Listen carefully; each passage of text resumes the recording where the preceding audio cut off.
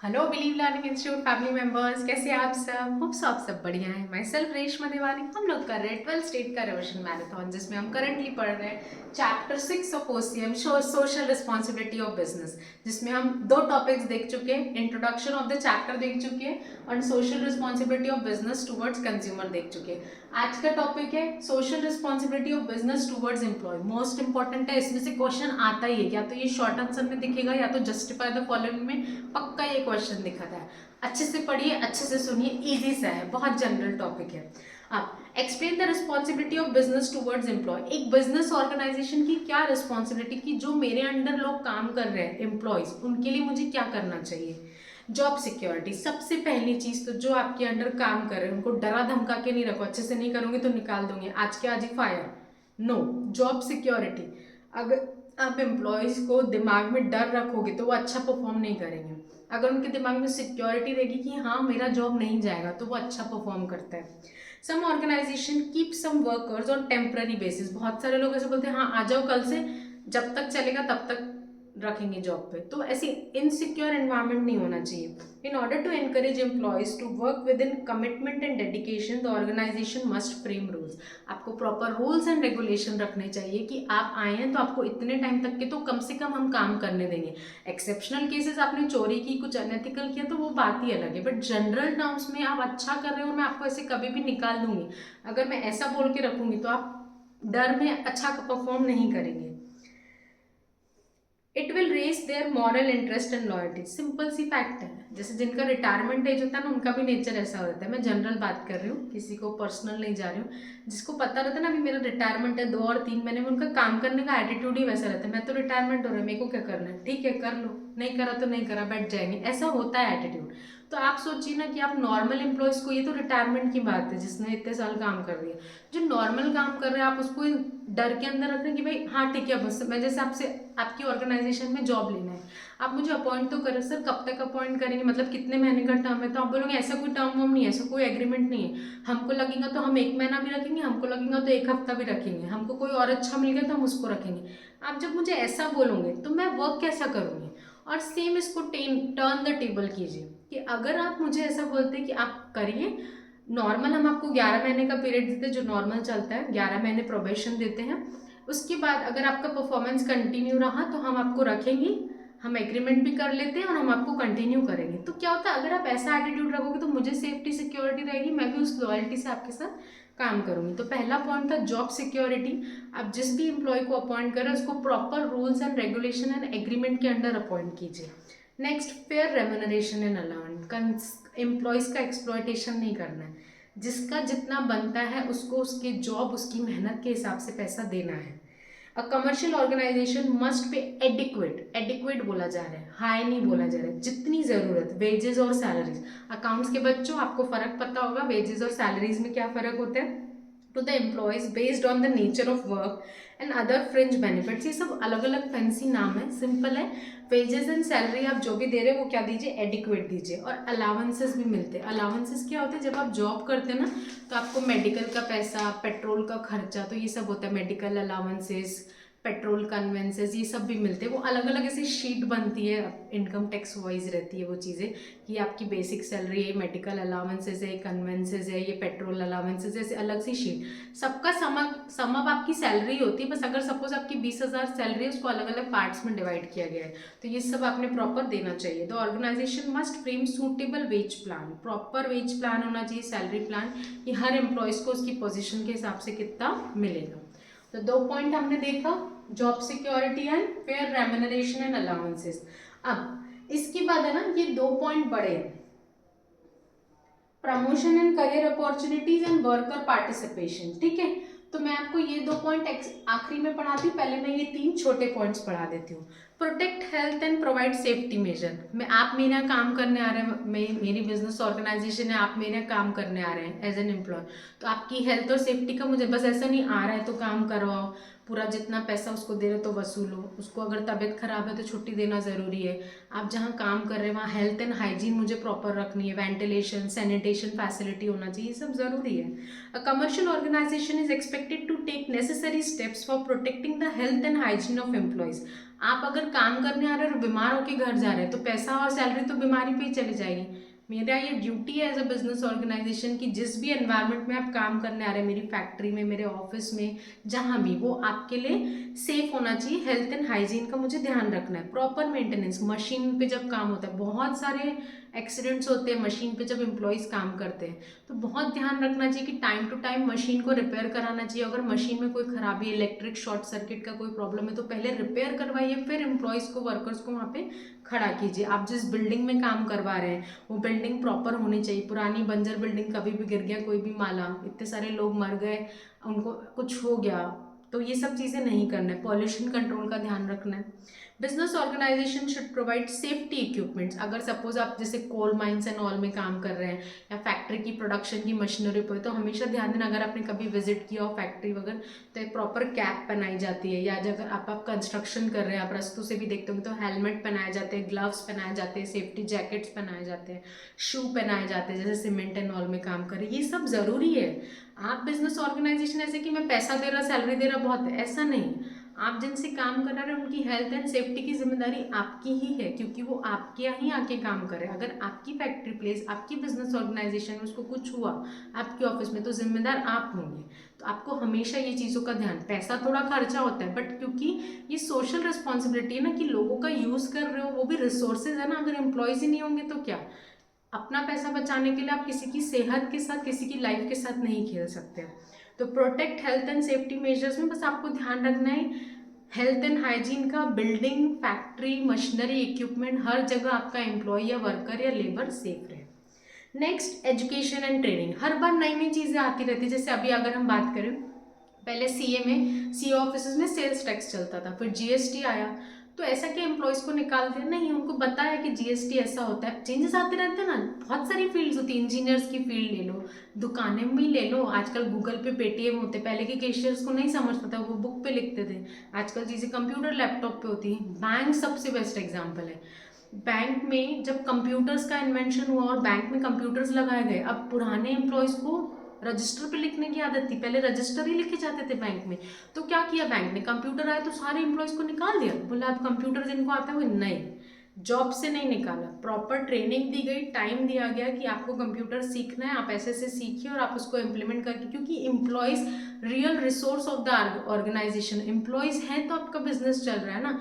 क्योंकि जस्ट कोई चीज़ नहीं आती है तो आप उसको निकाल नहीं सकते, आप प्रॉपर ट्रेनिंग एजुकेशन दीजिए जो सीखने में इंटरेस्ट। हाँ, जो खुद से ही क्विट करने को है कि नहीं नहीं मुझे कंप्यूटर नहीं सीखना है, मैं जॉब छोड़ रहा हूँ, that is another thing. But अगर जेन्युइनली लोग इंटरेस्टेड है कि नहीं हमारा जॉब नहीं जाना चाहिए, हम सीखेंगे, तो आपको सिखाना पड़ेगा, प्रॉपर ट्रेनिंग स्किल्स देनी पड़ेगी। Depending on the nature of job, the business organization should offer proper education training. Banks and all में होता है, आप भले सीए बन के जाइए, एमबीए बन के जाइए, इंजीनियर बन के जाइए, टाइम टाइम पे 3-3, 6-6 महीने में आपकी ट्रेनिंग्स होती है, आपको हेड ऑफिस में लेके जाया जाता है, ओरिएंटेशन प्रोग्राम्स होते हैं, स्किल डेवलपमेंट प्रोग्राम्स आते हैं। आप कोई भी बड़े हेड हो फिर भी आपके लिए सेशंस होते हैं, आपको सिखाया जाता है बाकायदा, वहाँ लोग आके आपको सिखाते हैं। बहुत सारी फील्ड्स में होता है, डॉक्टर्स, इंजीनियर्स, चार्टर्ड अकाउंटेंट्स, एमबीएज, ये सब फील्ड्स में जब आप कोई बड़ी पोजीशन पे तो आपको अपडेटेड होना ज़रूरी है।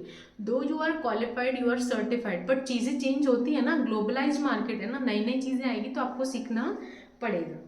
Next, proper grievance procedure. Grievance word hard है, कुछ नहीं, ग्रीवियंस मतलब प्रॉब्लम को सॉल्व करना। अगर आपके एम्प्लॉयज़ को कोई प्रॉब्लम है, कोई दिक्कत है, कोई उसका सजेशन है, तो उसको सुनिए और उसको सॉल्व कीजिए। The organization must introduce a suitable grievance procedure to deal with employees complaint. अगर आपके एम्प्लॉयज़ को कोई भी कंप्लेन है तो आपने सुनना है, ऐसा नहीं कि इग्नोर करना है। The employ must feel satisfied that their complaints are attended. आपका एम्प्लॉय सेफ, सिक्योर और सेटिस्फाइड होना चाहिए जब वो आपके साथ काम कर रहा है, क्योंकि अगर वो मेंटली सेटिस्फाइड नहीं है तो वो अच्छा परफॉर्म नहीं करेगा। इन्वेस्टिगेशन, अगर वो कोई कंप्लेन कर रहा है तो ऐसा भी नहीं बोल रहे कि एम्प्लॉयज़ आके बोल रहे हैं तो वो सच्ची बोल रहा है, मैं गीता पे हाथ रख के कसम खाता हूँ कि मैं सही कंप्लेन कर रहा हूँ, ऐसा नहीं बोला जा रहा है कि आपको मानो, बट वो एटलीस्ट आ रहा है तो सुनो ना, इन्वेस्टिगेशन करो। अगर वो सच साबित हुआ तो ठीक है, उसको सपोर्ट करना, नहीं साबित हुआ तो उसको बता देना कि आप गलत हो। एंड नेसेसरी एक्शन, अगर वो सही है तो उसकी बात सुनी जाए, उसकी कंप्लेंट सॉल्व की जाए और एक्शन लेना चाहिए। एज अ बिजनेस ऑर्गेनाइजेशन ये आपकी सोशल रिस्पॉन्सिबिलिटी है। तो ये पॉइंट था प्रॉपर ग्रीवियंस प्रोसीजर। मैंने आपको social responsibility of towards business में पढ़ाया, job security, fair remuneration and allowances, protect health and provide safety measures, education and training, proper grievance procedure. अब इसके बाद मैं आपको ये 2 पॉइंट है जिसपे जस्टिफाई आते हैं ज़्यादातर, ये मैं आपको डिटेल में समझाती हूँ। आप एक बार बोर्ड देख लीजिए, रिकॉल कर लीजिए मैंने पढ़ा है।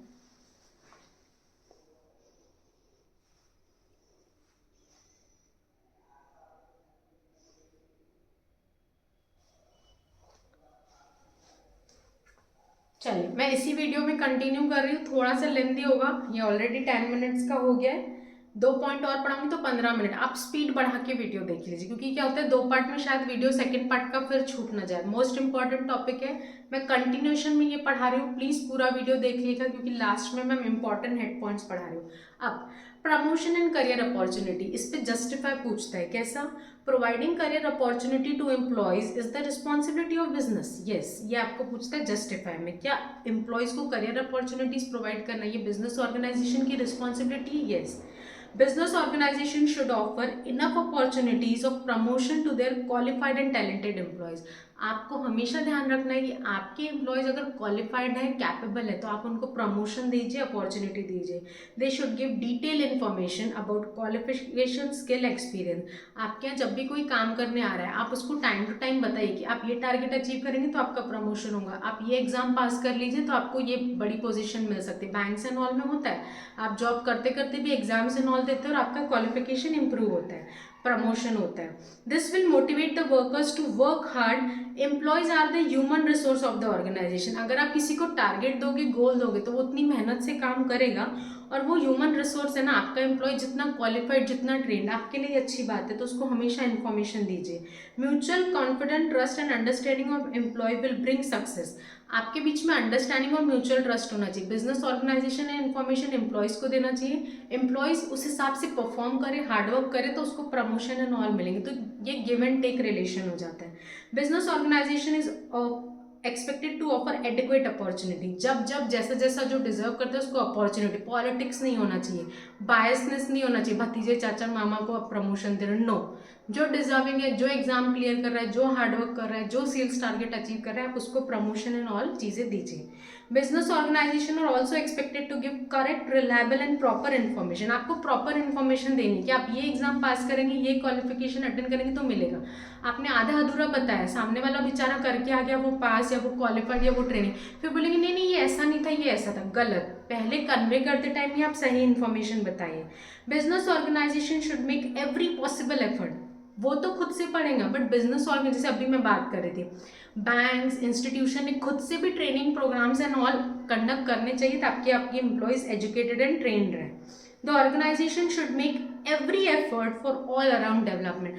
आपके यहाँ जो एम्प्लॉयज काम कर रहे हैं उसका ओवरऑल डेवलपमेंट होना चाहिए। ये आपकी भी as a business organisation responsibilities है, क्योंकि आज का एम्प्लॉय सिर्फ पैसा कमाने नहीं आता है। बहुत सारे लोग जॉब ये सोच के छोड़ देते हैं कि यहाँ पे ग्रोथ नहीं हो रहा, वही वही काम करवा रहे हैं, यार यहाँ पे मेरा कुछ अपलिफ्टमेंट नहीं हो रहा, पर्सनैलिटी डेवलपमेंट नहीं हो रहा। वो पुराना जमाना है जब लोगों को लगता है पैसा मिल रहा तो सब कुछ है। पैसा आज भी ज़रूरी है, बट आज के जो हम एजुकेटेड यूथ है और एंथुसियास्टिक यूथ है, हम एक्सपेक्ट करते हैं कि हम जहाँ भी काम करें वहाँ हमको पैसे के साथ पर्सनल डेवलपमेंट भी हो, ग्रोथ एंड डेवलपमेंट हो। तो ये बहुत इंपॉर्टेंट हेड पॉइंट था, प्रमोशन एंड करियर अपॉर्चुनिटी, जिसपे हमने समझा कि एक एम्प्लॉय को हम proper knowledge, skill, development information दें ताकि उसको अपॉर्चुनिटी मिले प्रमोशन एंड ऑल की। Next and last important point, workers participation in management. आप अपने एम्प्लॉयज को सिर्फ एम्प्लॉय तक के रखें कि ये छोटा है इससे नहीं पूछना, ये गलत एटीट्यूड है। इस पे कैसा क्वेश्चन पूछता है, management should avoid workers management should not avoid workers participation while taking decision. आप जब भी कोई बिजनेस ऑर्गेनाइजेशन के बड़े डिसीजन ले रहे हैं, छोटे, जिस लेवल के एम्प्लॉयज उससे रिलेटेड है या वर्कर्स, तो उनसे बात कीजिए। जैसे छोटा सा एग्जांपल देती हूँ, आपकी फैक्ट्री में आप मशीनरी चेंज कर रहे हैं, मशीनरी पे काम कौन कर रहा है, लेबर्स। दो इंजीनियर्स को समझता है मशीन कैसे बन रही है, बट लेबर वो होते हैं जो एक्चुअल रोज मशीन पे काम करे। तो जब आप फैक्ट्री में नई मशीन लेके आ रहे हैं तो आप अपने इंजीनियर्स के साथ अपने लेबर के हेड को भी बिठाइए, जो ट्रेड यूनियन के हेड होते हैं या 4-5 लेबर जो आपको लगते हैं कि थोड़े अच्छा है, उनको पता है, उनका पार्टिसिपेशन आपके लिए प्रॉफिटेबल रहेगा और उनको रिस्पेक्टफुल फील करवाएगा, वो और अच्छे से आपके लिए काम करेंगे। Worker must be encourage to take part in the management through certain scheme, जैसे कि रिप्रेजेंटेशन और वर्कर कम्युनिटीज। आपके ऑर्गेनाइजेशन में कुछ भी फंक्शंस एंड ऑल हो रहा है तो रिप्रेजेंटेटिव, जैसे स्कूल कॉलेज में स्टूडेंट रिप्रेजेंटेटिव होते हैं, वैसे आपकी ऑर्गेनाइजेशन में वर्कर्स रिप्रेजेंटेटिव होना चाहिए। इनवाइटिंग सजेशंस, आपने सजेशन बॉक्स रखना चाहिए, एम्प्लॉयज से सजेशंस एंड ऑल मांगना चाहिए। Saving cost, quality circle, profit sharing, profit जब आप कमाएं तो अपने एम्प्लॉयज को बोनस एंड ऑल भी दीजिए, ये सब भी आपको करना चाहिए। This scheme enable management to create cordial relation. हमेशा याद रखिएगा, बिजनेस ऑर्गेनाइजेशन और एम्प्लॉयज एंड वर्कर्स के बीच में जितना कॉर्डियल यानी पीसफुल एनवायरनमेंट या रिलेशन रहेगा, उतना ऑर्गेनाइजेशन स्मूथली चलता है। नहीं तो फिर स्ट्राइक्स होती है, लॉकआउट्स होती है, फैक्ट्री बंद करनी पड़ती है, फिर कई दिन काम बंद रहता है, लॉस होता है। इट्स बेटर उनको भी अपने साथ बिठाइए, इन्वॉल्व किए। हर बार आपको नहीं बोल रहे हो कि उनको आप बोर्ड ऑफ डायरेक्टर्स की मीटिंग में बिठाइए एंड ऑल, नहीं, हमेशा नहीं, बट जब जब ज़रूरत है उनको बिठाइए, उनसे भी पूछिए, या तो सजेशन बॉक्स रखिए या तो उनका जो हेड है उनको बोलिए मीटिंग लीजिए, वो सजेशन ले और वो ऊपर तक की पहुँचाए। Workers are the real architects of success in any business. ये कीवर्ड है, अंडरलाइन कीजिएगा, अच्छे से पढ़िएगा। वर्कर्स जो होते हैं वो रियल आर्किटेक्ट होते हैं। आपका बिजनेस बनने में मेन रोल एम्प्लॉयज का होता है। Investment in capital give rich rewards in the long run. आप कैपिटल पैसा एम्प्लॉयज वर्कर्स पे लगाएंगे, उनकी ट्रेनिंग, एजुकेशन, उनके पार्टिसिपेशन पे, तो वो आपको लॉन्ग रन में डेफिनेटली रिजल्ट देगा। The success and failure of business organisation to the greater extent, बिल्कुल डिपेंड करता है। मार्केटिंग चैप्टर में भी बताया, कोई बिजनेस कितना ऊपर जाएगा या कितना नीचे, वो एम्प्लॉयज पे डिपेंड करते हैं। क्योंकि आज जो इतनी बड़ी बड़ी इंडस्ट्रीज, फैक्ट्रीज, ब्रांड्स चल रहे हैं, रिलायंस, टाटा, डीमार्ट, इतनी बड़ी फौज है एम्प्लॉयज की और वर्कर्स की जो काम कर रही है, तो ये बिजनेस ऑर्गेनाइजेशन चल रहे हैं। This in turn will give the worker a sense of belonging. और एक बात याद रखिए कि जब आप अपने एम्प्लॉयज को अपने साथ बिठा के बात करते, पूछते, रिस्पेक्ट दीजिए, तो वो भी अपनी ऑर्गेनाइजेशन को अपना समझ के काम करते हैं। जैसे घर ही ले लीजिए, घर में जनरली क्या होता है, बड़े डिसीजन लेते हैं, बट बहुत बार बच्चों से भी बैठ के उनके सजेशंस पूछना, जब जहाँ बात वैसी है तो बच्चों को भी क्या होता है, फैमिली का पार्ट फील होता है। ऐसा नहीं कि भाई हमारे पेरेंट्स तो रिजिड है, बस बोल दी और करो। तो वैसी सेम चीज़ बिजनेस ऑर्गेनाइजेशन, एम्प्लॉयज वर्कर्स को इन्वॉल्व कीजिए। Workers participation in the management enable the organisation to win the confidence. आप अपने एम्प्लॉयज को जितना रिस्पेक्ट देंगे, जितना उनका पार्टिसिपेशन बढ़ाएंगे, सजेशंस लेंगे, एम्प्लॉयज का कॉन्फिडेंस उतना आप पे बढ़ेगा, भरोसा। और जब इंसान भरोसा करने लग जाता है तो उसके लिए वो कुछ भी करने को रेडी होता है। It creates and maintain good, healthy and improve relationship between the labour management. अच्छे रिलेशन मेंटेन होते हैं इनके बीच में। Therefore management should not avoid workers participation. तो हमेशा याद रखिए कि वर्कर्स का पार्टिसिपेशन हमको रखना ज़रूरी है, क्योंकि वर्कर्स जितने ज़्यादा हर चीज़ में इन्वॉल्व रहेंगे, वो इन्फॉर्मेटिव रहेंगे और एक्चुअल काम करने वाले वही हैं। हम तो कैबिन में बैठ के CA MBA ये सब चीज़ें करेंगे।